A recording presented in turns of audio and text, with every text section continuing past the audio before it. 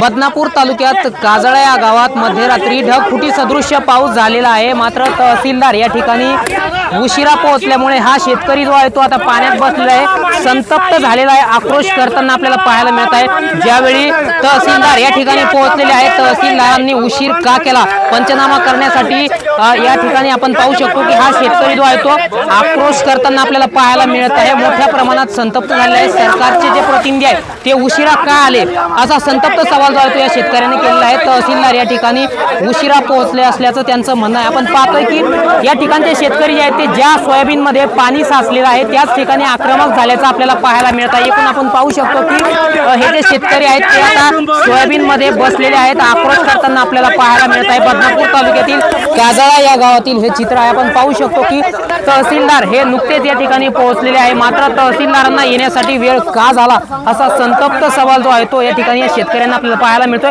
स्वतः तहसीलदार साहेब सुद्धा आता पाण्यात उतरलेले आहेत। आपण पाहू शकतो की तहसीलदार आणि त्यांचं जे पथक आहे ते या ठिकाणी बदनापूर तालुक्यातील काजळा गावात पोहोचलेलं आहे। मात्र शेतकऱ्यांचा आक्रोश आपण पाहू शकतो की मोठ्या प्रमाणात हे शेतकरी जे आहेत ते आक्रमक झाल्याचं चित्र जे आहे ते आपल्याला पाहायला मिळतंय। नुकतेच तहसीलदार सुद्धा या ठिकाणी पोहोचलेले आहेत। आता तहसीलदार या ठिकाणी या शेतकऱ्यांसोबत चर्चा देखील करताना आपल्याला पाहायला मिळत आहे। आम्ही कर्ज कसं फेडायचं, पावसामुळे नुकसान झालेलं आहे। आपण पाहू शकतो की बदनापूर तालुक्यातील काजळा या गावामध्ये या ठिकाणी ही भयावह परिस्थिती जी आहे ती निर्माण झाली आहे। तहसीलदार या ठिकाणी शेतकऱ्यांसोबत संवाद साधण्यासाठी पोहोचलेले आहेत। हा शेतकरी आपण पाहू शकतो की प्रचंड आक्रमक झालेला आहे।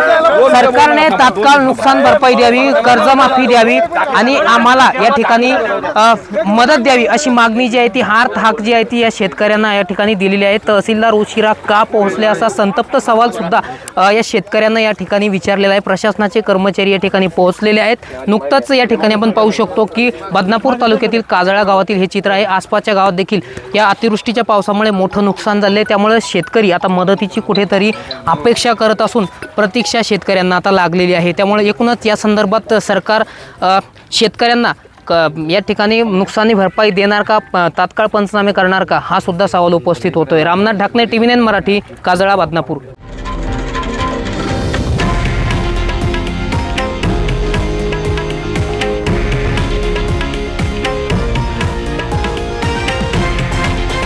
हे आहे देशातील नंबर 1 न्यूज नेटवर्क आणि आपण पाहत आहात TV9 मराठी, एकमेव।